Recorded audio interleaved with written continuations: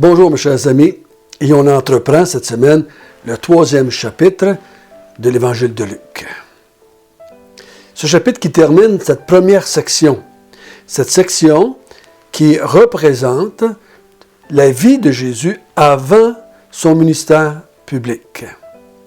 Donc nous allons commencer par la prière. Notre bon Père du ciel,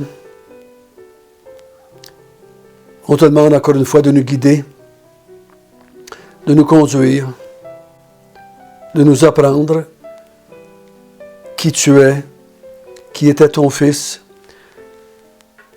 la mission de Jean-Baptiste, la mission de Jésus sur cette terre. Conduis-nous, Seigneur. Nous voulons connaître ta volonté et faire ta volonté afin que tu sois glorifié. Au nom de Jésus, Amen.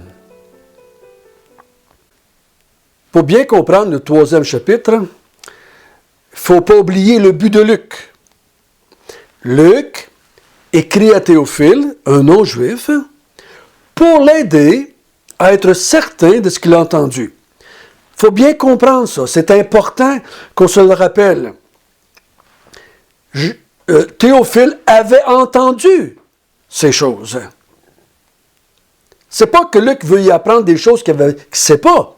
Il a entendu ces choses, mais Luc, lui, est allé chercher des témoins oculaires qui étaient là, qui ont entendu, qui ont vu ces choses que Théophile avait entendues et que lui-même, Luc aussi avait entendues.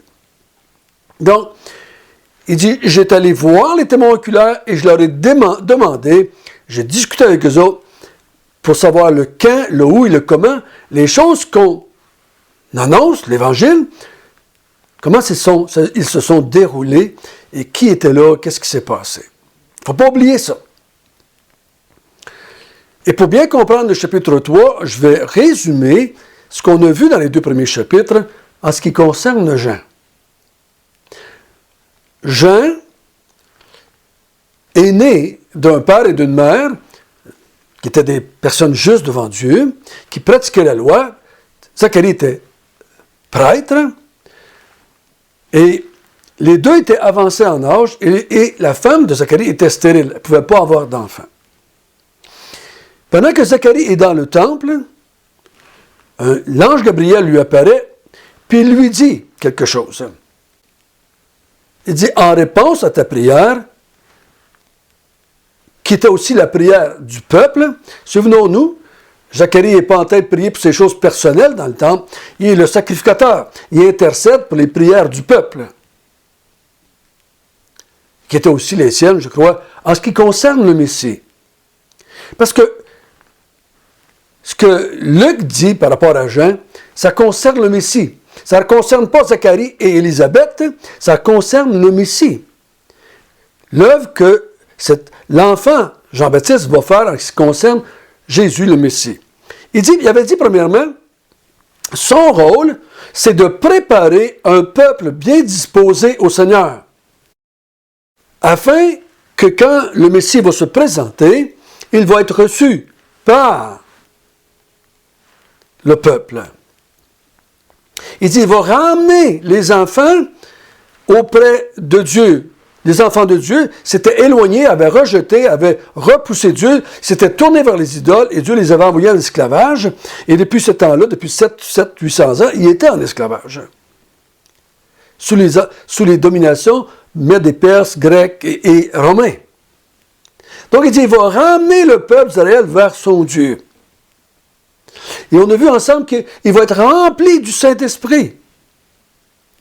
Cet enfant-là, dès le sein de sa mère, on en a eu les preuves quand Marie a visité Élisabeth. Ensuite, on a vu que Zacharie a prophétisé sur Jean.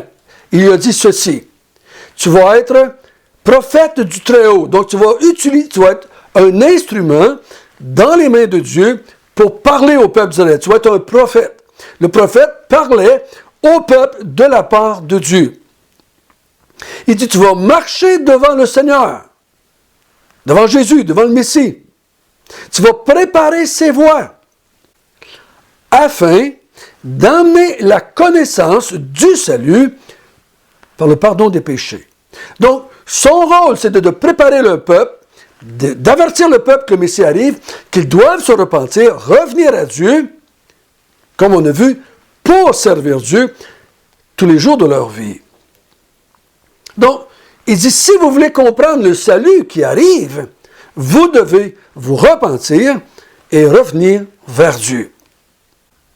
C'est ce que nous allons voir dans le chapitre 3.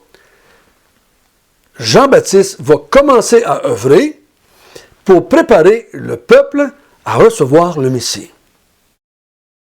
Donc, nous allons lire, si vous voulez bien, le chapitre 3, verset 1 jusqu'au verset 6.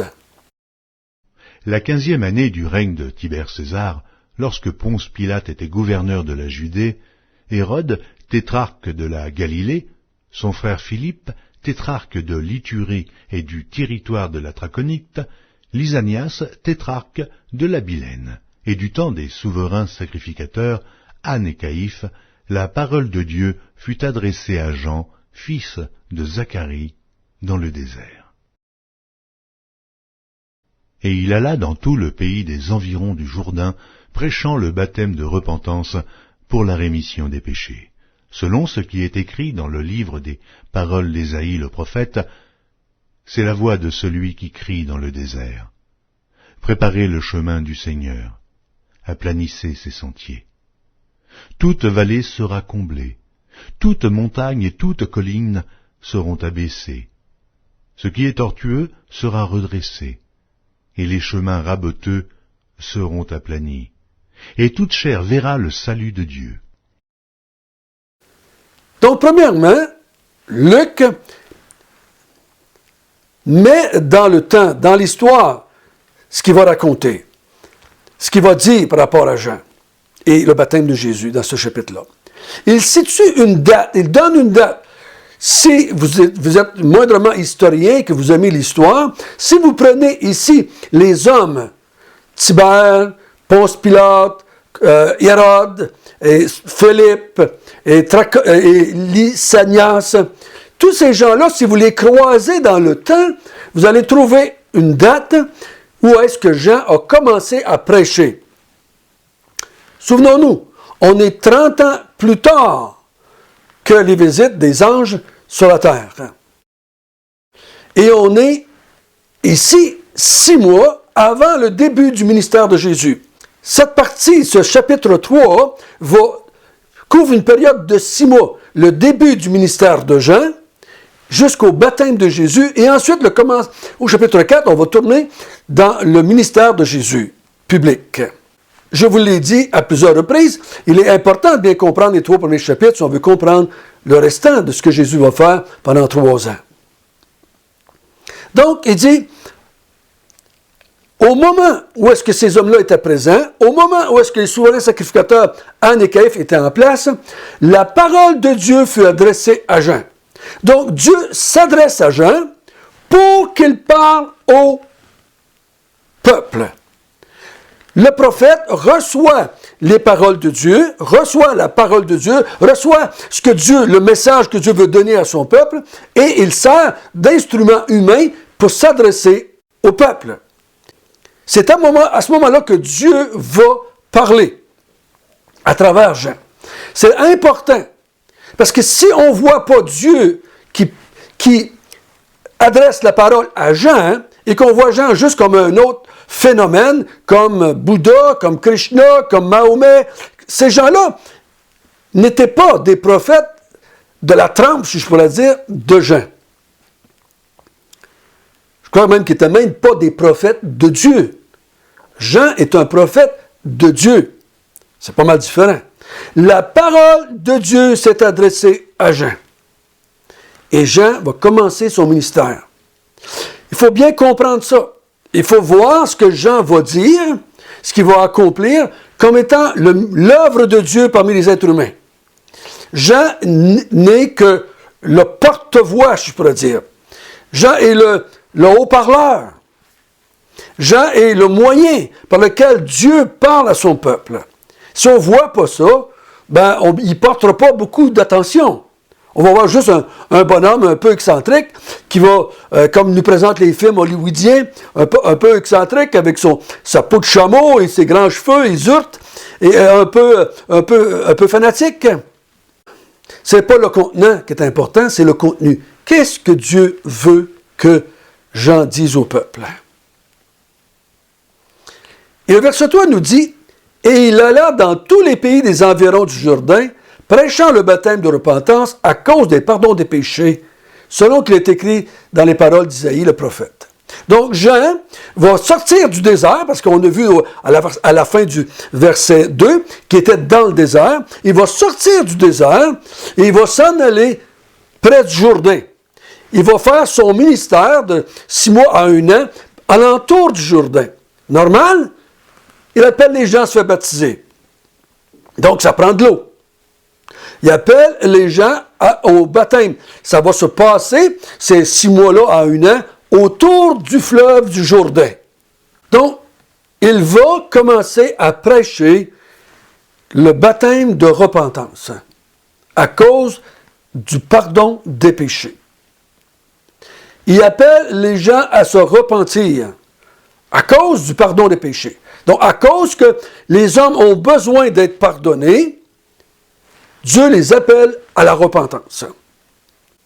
C'est un baptême, et le baptême a l'illustration ou démontre ou fait ressortir le besoin d'être lavé, d'être purifié. C'était une coutume chez les Juifs, et on se lavait, et on se plongeait dans l'eau pour se purifier. C'était une façon de faire.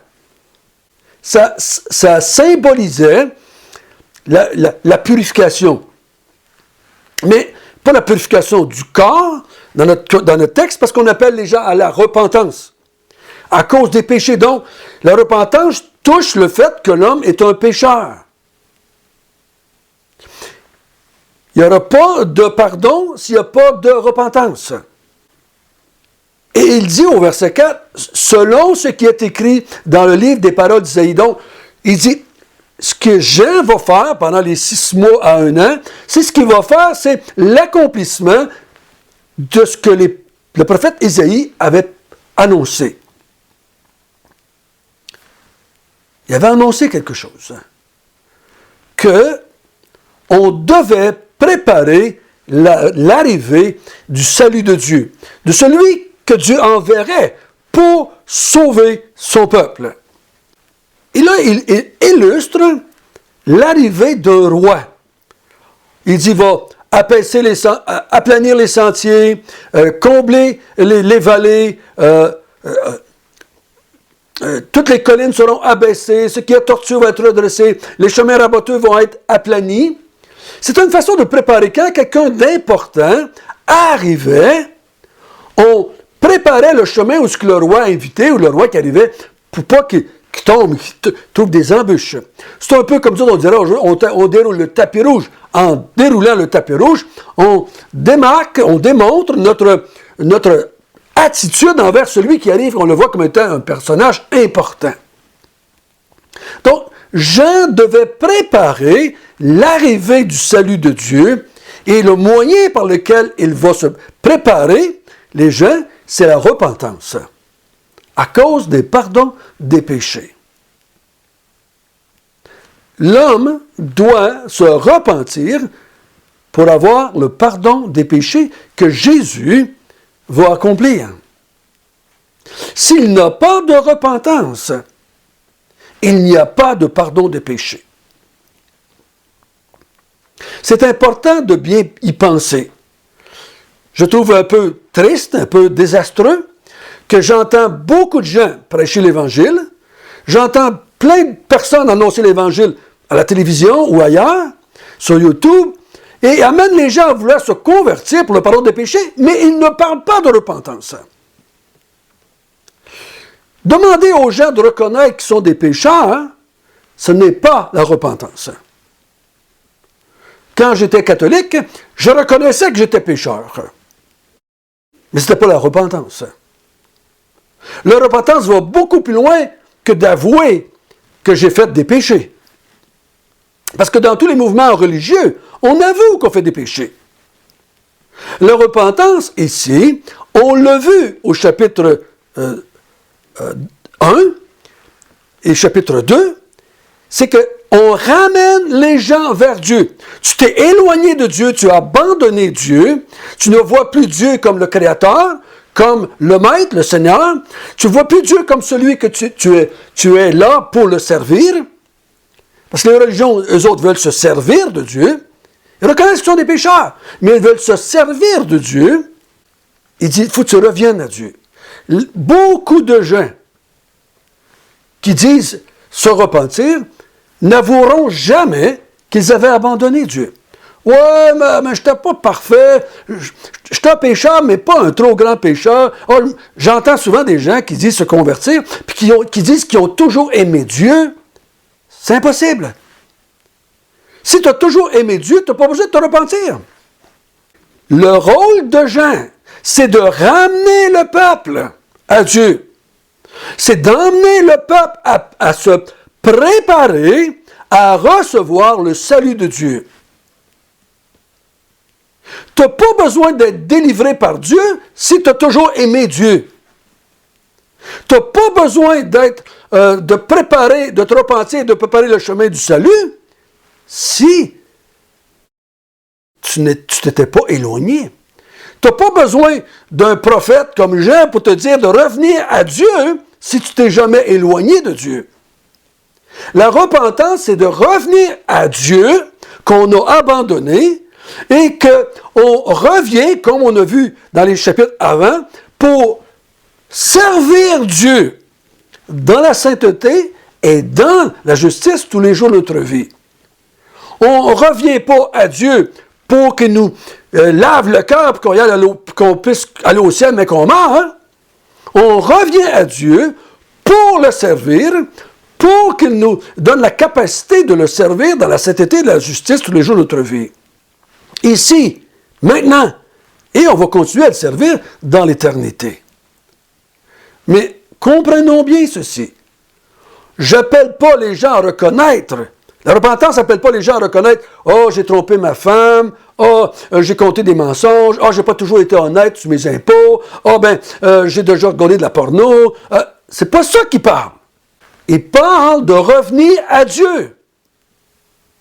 Si tu crois que tu n'as jamais abandonné Dieu parce que tu étais une personne religieuse, la repentance, c'est pas pour toi, et le salut, c'est pas pour toi, le pardon des péchés, c'est pas pour toi. Des fois, j'entends des gens se dire chrétiens et donner leur témoignage, mais ils parlent de façon qu'ils étaient quasiment très bons avant de se convertir. Qu'ils avaient juste besoin de comprendre le salut en Jésus pour aller au ciel. Ça, c'est pas l'Évangile. Jean prépare le peuple à recevoir le salut ou la délivrance de Dieu. On va voir. Si moi, je te dis que je t'envoie un moyen de salut, c'est parce qu'il est en danger. On va le voir demain, au verset 7. La colère de Dieu est sur le peuple. Le danger, ce n'est pas les Romains, le danger, c'est la colère de Dieu. Si Dieu est en colère, c'est parce que tu l'avais abandonné. Tu dois te repentir de l'avoir abandonné ou d'avoir voulu l'utiliser pour ton bien-être personnel, bien-être sur la terre et bien-être spirituel pour l'éternité. Tu veux utiliser Dieu pour toi. Il dit, repens-toi de cela. Repens-toi de cela. Tourne-toi vers Dieu. Viens à lui. Reconnais que tu l'as abandonné. Reviens à lui pour le servir. Et si tu fais cela, tu vas recevoir le pardon de tes péchés par ce que Jésus va faire. Tu ne reçois pas le pardon de tes péchés parce que tu te repens. Mais ça te prépare à recevoir le salut que Jésus-Christ va accomplir, qu'on va voir dans les semaines qui s'en viennent. Rappelons-nous, frères et sœurs, que la repentance, c'est pour revenir à Dieu. Ce n'est pas juste de reconnaître qu'on a fait des péchés dans notre vie. Demain, on va voir comment Jean le faisait. Là, il dit que Jean a commencé à prêcher autour du Jourdain parce que le Messie arrivait. Et ceci accomplit la prophétie d'Ésaïe. Mais on va voir demain comment il le faisait. Prions ensemble. Notre bon Père du ciel, merci. Merci de ton amour en Jésus-Christ. Merci de ta grâce, de tes bienfaits. Merci que tu nous as envoyé un Jean dans nos vies, quelqu'un qui nous a appelés à la repentance, afin qu'on revienne à toi, qu'on se courbe devant toi, comme des serviteurs et des servantes. Au nom de Jésus, Amen.